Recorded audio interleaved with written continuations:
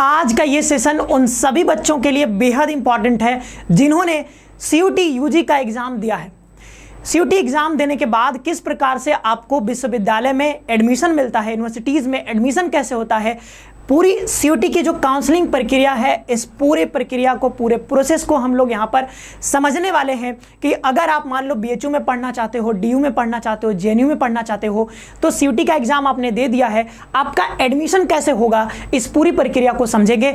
इस वीडियो को लास्ट तक देखिएगा। साथ ही साथ जिनको भी डाउट है कि कैसे कैसे ये सब प्रक्रिया चलती है, कैसे एडमिशन होता है, आप अपने दोस्तों के बीच को जरूर से एक बार शेयर कर दीजिएगा। वीडियो में आगे बढ़ने से पहले एक बार चैनल को सब्सक्राइब करके बेल आइकन जरूर प्रेस करके रखिएगा, क्योंकि CUT से रिलेटेड हर एक अपडेट आपको यहां पर सही टाइम पर सही तरीके से दी जाती है। ठीक है, चलिए तो वीडियो में यहां पर आगे बढ़ते हैं और किस प्रकार से आपका ये काउंसलिंग होता है पूरी प्रक्रिया को समझते हैं। अगर आप JNU में जाना चाहते हो तो भाई कैसे पहुंचोगे, ठीक है, BHU में जाना चाहते हो तो कैसे पहुंचोगे। तो अभी थोड़ा CUT एग्जाम का हम लोग करंट स्टेटस समझ लेते हैं। अभी आपको पता है कि आपका पहले एक बार एग्जाम हुआ, लगभग 14 लाख लोगों ने जो है इसको एग्जाम दिया है। ठीक है, अब उसका क्या हुआ कि फिर से जो है री एग्जाम भी हुआ है। तो री एग्जाम हुआ और पहले जो एग्जाम हुआ था, दोनों का प्रोविजनल आंसर की जो है अब आ चुका है। पहले जो है आपका जो पहले एक बार जो एग्जाम हुआ था उसका आया, देन री एग्जाम हुआ है, उसका भी प्रोविजनल आंसर की आ गया है, लेकिन अभी तक फाइनल आंसर की नहीं आया है। लेकिन जैसा कि NTA ने बताया है, जैसा कि बताया गया है, ठीक है, तो 2-3 दिनों में आपका जो है कहीं ना कहीं फाइनल आंसर की देखने को मिल सकता है। क्या देखने को मिल सकता है? फाइनल आंसर की। ठीक है, फाइनल आंसर की आपको देखने को मिल सकता है 2-3 दिनों के अंदर। तो ये जो फाइनल आंसर की होगा, दोनों का, जिनका री एग्जाम हुआ उनका भी, जो पहले हुआ था, दोनों का साथ में ही आएगा। ठीक है, अब आपका फाइनल आंसर की आ गया। ठीक है, देन उसके बाद आपका रिजल्ट आएगा। लेकिन अभी आप देख रहे होगे कि जैसे मैंने एक वीडियो बनाया पिछले दिनों, ठीक है, उसमें हमने बताया कि भाई BHU का जो है वो रजिस्ट्रेशन पोर्टल ओपन हो गया है। वैसे ही हमने कुछ दिन और पहले बताया था कि DU का CS-AS पोर्टल ओपन हो गया, और कुछ दिन पहले बताया था कि AU का भी ओपन हो गया है। तो अभी आपके मन में सवाल आ रहा है कि सर अभी तक जो है NTA ने जो है वो रिजल्ट नहीं दिया है। ठीक है, CUT का अभी तक रिजल्ट नहीं आया है, और जब रिजल्ट नहीं आया है तो रजिस्ट्रेशन कैसे ओपन हो जा रहा है। ठीक है, तो देखो अगर हम पिछले साल की बात करेंगे तो DU जो है वो रिजल्ट आने से पहले ही अपना CS-AS पोर्टल जो है वो ओपन कर देती है। ठीक है, मतलब पहले पिछले साल भी देखा गया कि पहले ही ओपन कर दी थी, और इस साल भी उसने पहले कर दिया। लेकिन BHU जो है वो हमेशा रिजल्ट आने के बाद करता था। ठीक है, रिजल्ट आने के बाद ही अपना रजिस्ट्रेशन पोर्टल ओपन करते थे। AU का भी देखा गया है कि बाद में ओपन होता था, लेकिन इस बार क्या हुआ, BHU का भी ओपन हो गया है, AU का भी, DU का भी ओपन हो गया है। रिजल्ट अभी तक आया नहीं है, लेकिन तीनों का जो है रजिस्ट्रेशन पोर्टल ओपन हो गया है। अब ये क्यों हो रहा है? तो ये हो रहा है देरी की वजह से। CUT के रिजल्ट में हो रहा है देरी, विलंब हो रहा है। ठीक है, लेट हो रहा है। अब अगर इतना लेट होगा तो यूनिवर्सिटी क्या करेंगे बेचारे, ठीक है, बच्चे भी परेशान हैं। तो इन्होंने क्या किया है, अपना एडमिशन पोर्टल ओपन कर दिया है। ठीक है, अब आपको करना क्या होगा कि अगर आप एडमिशन चाहते हो, मान लो कि BHU में आप एडमिशन चाहते हो, तो आपको ये रजिस्ट्रेशन करवाना ही पड़ेगा। अगर आप सोचोगे कि हम रजिस्ट्रेशन नहीं करवा रहे हैं, सिर्फ हमारा रिजल्ट आ जाए तो मेरा एडमिशन हो जाएगा, ऐसे नहीं होता है। ठीक है, आपको अलग अलग यूनिवर्सिटी में इंडिविजुअली जाकर के अलग अलग उनके पोर्टल पर आपको यहाँ पर रजिस्ट्रेशन करवाना होगा। अब अभी जो हो रहा है, क्योंकि अभी तक रिजल्ट नहीं आया है, तो अभी जो रजिस्ट्रेशन आप करवाओगे, जैसे मान लो BHU के पोर्टल पर आप गए, ठीक है, एडमिशन पोर्टल पे, और यहां गए और आपको मान लो अभी रजिस्ट्रेशन करवा रहे हो, तो अभी जो रजिस्ट्रेशन होगा उसमें सिर्फ और सिर्फ आपको यहां पर क्या करना होगा, अपना बेसिक डिटेल्स, ठीक है, बेसिक डिटेल भरना होगा, और साथ ही साथ डॉक्यूमेंट्स, कुछ डॉक्यूमेंट आपको यहां पर देने होंगे। ठीक है, डॉक्यूमेंट्स आपको कुछ यहाँ पर फिल करने होंगे। ठीक है, तो बेसिक डिटेल अपना प्रोफाइल अपडेट करोगे, उसमें एजुकेशनल डिटेल, ये सारी चीजें भरनी होती है, और साथ ही साथ यहाँ पर डॉक्यूमेंट्स कुछ मांगे जाएंगे, वो डॉक्यूमेंट्स आप यहाँ पर फिल करोगे। तो अभी के लिए जिस भी पोर्टल आप ओपन कर रहे हो, एडमिशन पोर्टल, CS-AS पोर्टल, जो भी जहाँ जिस भी यूनिवर्सिटी में, क्योंकि अभी रिजल्ट आया ही नहीं है, तो सिर्फ और सिर्फ आपको इतना ही काम करना है, बेसिक डिटेल भरना है, डॉक्यूमेंट अपलोड करना है, इतना ही काम करना है। अभी के लिए जैसे BHU की बात करें तो आपको यहाँ पर कोई भी फी नहीं पेमेंट करना है, क्योंकि रजिस्ट्रेशन का जो फी होता है वो बाद में पेमेंट करना होता है। अब देखो क्या पेमेंट करना है वो समझ लो। अभी कई बच्चों के मन में सवाल आ रहा था, कई लोग पूछ रहे थे कि सर रजिस्ट्रेशन कैसे ओपन हो सकता है, अभी तो रिजल्ट ही नहीं आया है। तो बाबू समझ लो, रजिस्ट्रेशन जिसका भी ओपन होगा, चाहे रिजल्ट आए चाहे रिजल्ट ना आए, आपको रजिस्ट्रेशन तो करवाना ही है।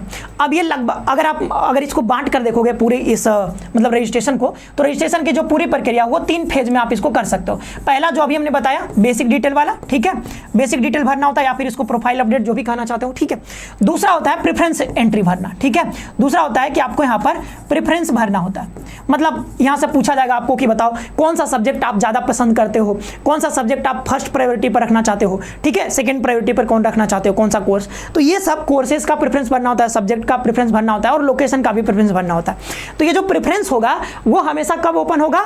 आफ्टर रिजल्ट, ठीक है। रिजल्ट आने के बाद में ही ये ओपन होगा, क्योंकि प्रेफरेंस आप हमेशा रिजल्ट आने के बाद आप यहाँ पर ओपन होता है। तो प्रेफरेंस कब भरोगे? रिजल्ट आने के बाद। तो अभी जो सवाल आ रहा था कि नहीं सर अभी जो है प्रेफरेंस नहीं भरना है, कब भरना है? तो वो जब रिजल्ट आ जाएगा तब आपको बताया जाएगा, ठीक है।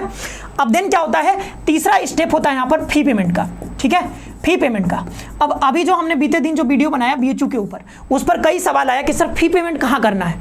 भाई फी पेमेंट अभी करना ही नहीं है, क्योंकि अभी तो आप सिर्फ पहला वाला स्टेप कर रहे हो ना, फिल कर रहे हो, सिर्फ पहला स्टेप। दूसरे स्टेप में तो प्रेफरेंस होगा, प्रेफरेंस भरने के बाद देन आपको फी का पेमेंट लिया जाएगा, ठीक है। तो वो जब रिजल्ट आएगा तब, ये तीसरा स्टेप है भाई। पहले प्रेफरेंस भरोगे, अभी तो प्रेफरेंस ही नहीं भरा जा रहा है, तो फी पेमेंट कैसे करोगे? तो अभी फी पेमेंट भी नहीं करना है। तो ये 3 स्टेप में आपका यहाँ पर हो जाता है, तब आपका जो है रजिस्ट्रेशन कंप्लीट हो जाएगा। और रजिस्ट्रेशन का फीस वही 400-500 के आसपास लगता है अलग अलग यूनिवर्सिटीज में, ठीक है, वो डिपेंड करता है, बट 400-500 के आसपास रहेगा। तो आपने फी पेमेंट कर दिया, अब आपके तरफ से आपका लगभग काम, मतलब अभी के लिए काम आपका हो जाता है समाप्त, ठीक है। अब करना क्या होगा? अब काम शुरू होगा किसका? तो यूनिवर्सिटी का काम शुरू होगा। आपने इधर से रजिस्ट्रेशन करवा लिया पोर्टल पे, अब काम शुरू हो रहा है यूनिवर्सिटी की ओर से। तो यूनिवर्सिटी क्या करेगी?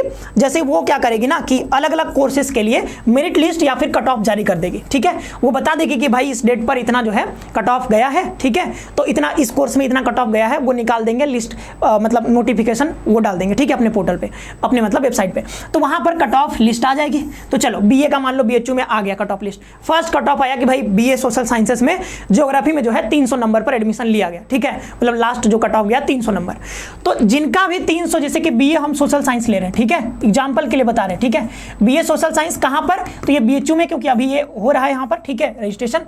तो बीएचयू बीए में मान लो कि जियोग्राफी ऑनर्स में, ठीक है, बताया गया कि भाई जिनका 300 नंबर या 300 से ऊपर है, क्योंकि कट ऑफ मिनिमम नंबर होता है, ठीक है, इससे नीचे वालों का नहीं, लेकिन इससे ऊपर जिनका आया था 350 में से, तो मान लो कि 310, 320 जितना भी है, लेकिन 300 से कम नहीं होना चाहिए। तो जिनका 300 नंबर है जनरल कैटेगरी में, ठीक है, तो 300 नंबर जिनका आ रहा है वो सभी लोग जाकर के अपना पोर्टल चेक करिए। आपको जो है हो सकता है कि आपको सब्जेक्ट जो है अलॉट कर दिया गया हो, क्योंकि अगर आप इस कट ऑफ लिस्ट में आ जाओगे, ठीक है, क्योंकि आपने रजिस्ट्रेशन तो कर ही दिया है, ठीक है, आपका वहां पर स्कोर कार्ड भी अपलोडेड है, कोई दिक्कत की बात है नहीं। तो यहां पर क्या करोगे? जैसे ही आ जाएगा cut off list, merit list जारी कर दिया गया, तो अगर आप इस मेरिट लिस्ट में आ गए तो आपको कहीं ना कहीं सब्जेक्ट अलॉट कर दिया जाएगा, सब्जेक्ट, ठीक है। तो आपको मान लो ज्योग्राफी ऑनर्स में यहां पर अलॉट हो गया, ठीक है, ये सब्जेक्ट अलॉटमेंट आपको हो गया। तो ज्योग्राफी ऑनर्स आपको अलॉट हो गया। अब उसमें होगा कि प्रेफरेंस नंबर 3 मिला है, 4 मिला है, जहां पर भी आपने रखा होगा उस हिसाब से आपको ज्योग्राफी ऑनर्स मिल गया यहां पर, ठीक है। तो सब्जेक्ट अलॉट हो गया। अब सब्जेक्ट तो अलॉट हो गया, तो करना क्या होता है ना कि जैसे ही ये मतलब नोटिफिकेशन आया कि भाई आज जो है एडमिशन शुरू हो गया बीएचयू में, तो करना क्या होता है कि फिर आपको जाकर के अपने पोर्टल पर चेक करना होता है। लॉगिन करोगे, जाकर के पोर्टल पर चेक करो कि भाई मुझे हुआ है कि नहीं हुआ है, ठीक है, तो जाकर के जल्दी से चेक करोगे। अगर आपको हो गया, ठीक है, पहले ही राउंड में अगर आपको हो गया तो फिर आप करोगे क्या? तो आपको करना होगा यहाँ पर एक्सेप्ट। एक एक्सेप्ट का बटन आपको दिखेगा कि भाई आपको यहाँ पर सब्जेक्ट अलॉटमेंट हो गया ज्योग्राफी ऑनर्स में, लोकेशन भी लिखा होगा, मान लो एफएमसी में हो गया। तो आपको पहला काम तो करना है एक्सेप्ट। एक्सेप्ट कर लोगे तुरंत, जैसे एक्सेप्ट कर लोगे तो आपका काम यहाँ से भी थोड़ा सा हो जाता है समाप्त, ठीक है। अब वेरिफिकेशन होगा, ऑनलाइन वेरिफिकेशन होता है, ठीक है। ऑनलाइन वेरिफिकेशन कौन करेगी? तो वो करेगी यूनिवर्सिटी अपनी ओर से। तो मान लो बीएचयू की बात करें तो बीएचयू यहाँ पर ऑनलाइन वेरिफिकेशन करेगी, उसके पूरे ऑफिशियल्स जो भी कर्मचारी हैं वो वेरिफिकेशन करेंगे। और अगर आपके जो भी आपने डॉक्यूमेंट्स दिए हैं ऑनलाइन, आपने जो भी फिल किए थे, सब कुछ अगर आपका सही पाया गया तो फिर क्या होगा? आपको पेमेंट का लिंक भेज दिया जाएगा।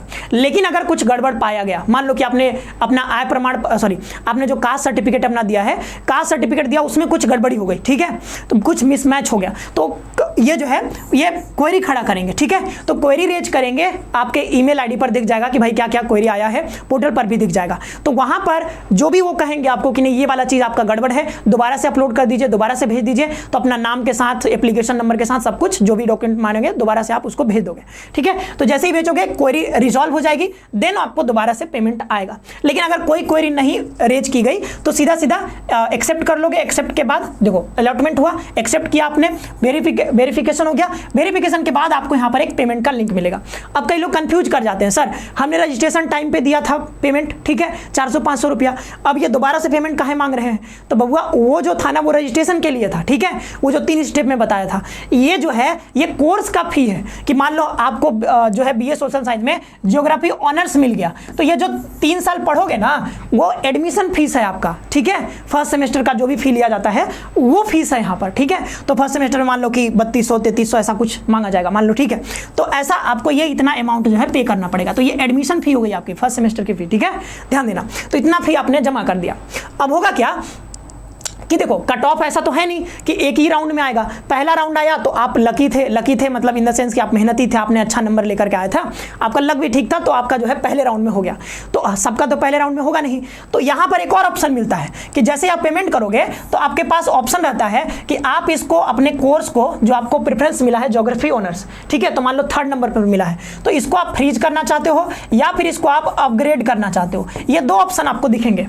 तो अगर आप फ्रीज कर दोगे तो फ्रीज कर दिए, इसका मतलब है कि अब आप किसी भी प्रेफरेंस में मतलब फर्दर प्रेफरेंस के लिए फर्दर जो अलॉटमेंट होंगे उसके लिए आप एलिजिबल नहीं रहोगे। अब आप जो ज्योग्राफी ऑनर्स आपने लिया है वही आपको पढ़ना है, 3rd प्रेफरेंस पर आप रुक जाओगे, आप जो है आगे नहीं बढ़ पाओगे। जैसे कई लोग जीवन में रुक जाते हैं, अपने आगे नहीं बढ़ पाते हैं, वैसे आप कोर्स में रुक जाओगे। तो इसी कोर्स में मतलब अगर किसी को अकेले नहीं ये तो मुझे सबसे ज़्यादा पसंद है, मैं पढ़ूंगा तो यही कोर्स पढ़ूंगा, तो अपने मन मर्जी का एकदम मन मुताबिक सब्जेक्ट मिल गया पहले ही राउंड में, तो आप क्या करोगे? फ्रीज कर सकते हो, ठीक है। लेकिन अगर फ्रीज नहीं किया, क्योंकि जो कि बहुत बच्चे नहीं करते, मैक्सिमम बच्चे नहीं ही करते हैं, क्योंकि मान लो 3rd नंबर का मिला है तो जाहिर सी बात है जो हमने फर्स्ट पर रखा होगा वो अच्छा रखा होगा ना, 3rd नंबर से अच्छा रखा होगा फर्स्ट नंबर पर। तो सब लोग क्या करते हैं? अपग्रेड पर यहाँ पर छोड़ देते हैं। तो अपग्रेड पर अगर आपने छोड़ दिया है तो हो सकता है कि अगला राउंड, क्योंकि ये फर्स्ट राउंड में आया था, अब मान लो 2nd राउंड का कट ऑफ जारी हुआ, ठीक है, तो 2nd राउंड का जब कट ऑफ जारी होगा तो इसका भी डेट आपको दे दिया जाएगा। जैसे ही मतलब नोटिफिकेशन आ जाएगा बीएचयू की ओर से, नया जो है वो नोटिफिकेशन आ जाएगा कि भाई एक पीडीएफ भेज देंगे वो अपने वेबसाइट पे, तो वहाँ पर डाल देंगे वो, तो देखोगे कि भाई पूरा शेड्यूल आ जाएगा कि भाई इतनी इतनी तारीख तक ये हो रहा है, ठीक है, अलॉटमेंट हो रहा है, देन वेरिफिकेशन, सब कुछ शेड्यूल आ जाता है, जैसे पीजी वाले में आ रहा था, ठीक है, तो वो आ जाएगा। तो हो सकता है 2nd राउंड में आपको यहाँ पर 3rd प्रेफरेंस मिला था, ठीक है, 2nd राउंड में ऐसा हो सकता है कि आपको 2nd प्रेफरेंस मिल जाए, यानी कि 3rd के ऊपर, जैसे पहला वाला सबसे ऊपर, दूसरा, तीसरा, तो अभी आपको तीसरा मिला था, अपग्रेड होकर के दूसरा वाला मिल गया, ठीक है, दूसरे नंबर वाला। तो दूसरे नंबर वाला जैसे ही मिलेगा तो अब जाकर के आपको दोबारा से क्या करना होगा? एक्सेप्ट करना होगा, दोबारा से वही काम करना होगा, एक्सेप्ट वेरिफिकेशन वो सब कुछ होगा, ठीक है। तो एक्सेप्ट हमेशा अगर करना है, अगर आपने अपग्रेड पर छोड़ दिया है तो हर कट ऑफ के बाद, मतलब हर कट ऑफ के बाद, हर राउंड के बाद, जो भी राउंड आ रहा है, नया राउंड आ रहा है, उसमें जाकर के आपको अपना पोर्टल चेक करना है और देन आपको एक्सेप्ट करना है, अगर आपने अपग्रेड पर छोड़ा है तब, ठीक है।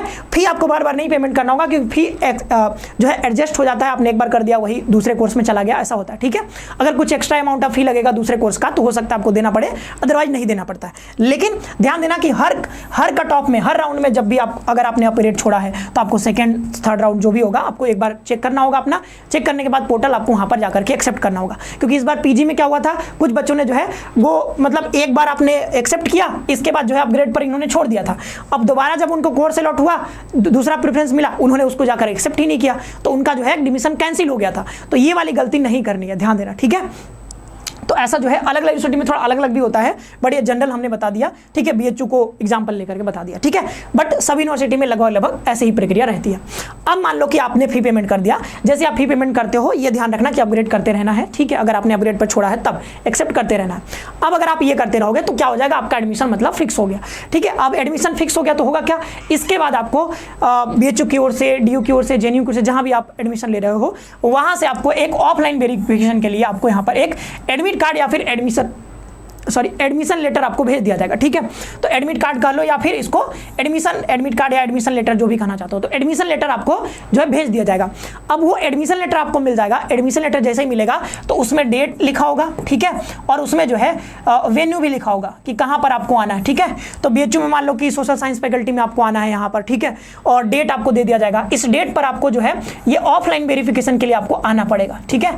मतलब बेसिकली समझो कि ऑफलाइन वेरिफिकेशन होता है, वो आपको डेट दे देंगे, टाइम दे देंगे, वेन्यू दे देंगे, आप वहाँ पर चले जाना, ठीक है। तो वहाँ पर जाना होगा, सारे डॉक्यूमेंट्स लेकर के ओरिजिनल फॉर्म में फोटो कॉपी करा करके सब कुछ लेकर के जाना होगा। देन वहाँ पर वेरिफिकेशन होगा, क्योंकि अभी तक जो आपने किया तो वो सब ऑनलाइन था, तो ऑफलाइन भी तो दिखाना होगा, तो ऑफलाइन जा करके दिखाओगे। और फिर वहाँ पर जो है अगर कुछ गड़बड़ हुआ तो वो टाइम भी दे देंगे आपको कि ये वाला लेके आना, 5-10 दिन टाइम मिल जाता है, ऐसा नहीं है, बट आप सब लेकर के जाना, ठीक है। तो लेकर के जाओगे यहाँ पर, देन आपका सब वेरिफिकेशन हो जाएगा, सब काम हो गया, देन आपका जो है फाइनली एडमिशन हो जाएगा। उसके बाद आपके जो है क्लासेस वो स्टार्ट हो जाएंगी। और क्लासेस स्टार्ट हो गया तो क्या होगा, क्लास स्टार्ट हो गया तो क्या मतलब है, फिर आपका एडमिशन हो गया, फिर बल्ले बल्ले हैं क्या ही, ठीक है। तो आप वैसे ही पेमेंट करने के बाद आप एक तरह से एडमिशन हो जाता है आपका, बट ये ऑफलाइन वेरिफिकेशन भी इंपॉर्टेंट होता है। तो ऑफलाइन वेरिफिकेशन करा लोगे, देन आपका एडमिशन पक्का हो गया, और फिर आपके क्लासेस यहाँ पे चलेंगी, और क्लासेस चलने लगी तो फिर तो मजे ही मजे हैं आपके, हाँ। तो फिर क्लासेस स्टार्ट हो जाएंगी, और क्लासेस स्टार्ट होने के बाद फिर से जो है वो हॉस्टल अलॉटमेंट का प्रोसेस शुरू होता है। और अलग अलग यूनिवर्सिटी जो है अपना कई बार फॉर्म देती है, और कई लोगों का जो है नाम उसमें लिस्ट निकाल देती है कि भाई इनका जो है नाम आ गया है लिस्ट में, तो उसके बाद आपका जो है हॉस्टल अलॉटमेंट होता है। तो हॉस्टल अलॉटमेंट इस सब के बाद में होगा। तो आई होप कि अब जो है कोई भी डाउट नहीं रहा होगा एडमिशन प्रोसेस को लेकर के।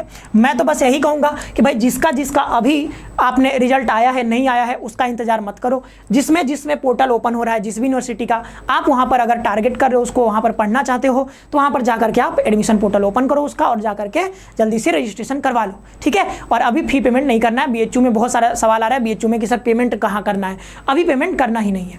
तो बाद बाकी सब तो हमने डिस्कस कर ही लिया है। और अगर कोई सवाल आए कि भाई कैसे एडमिशन हो रहा है, क्या हो रहा है, अगर इस टॉपिक से और कोई सवाल है तो आप उसको जरूर से कमेंट बॉक्स में लिख सकते हो।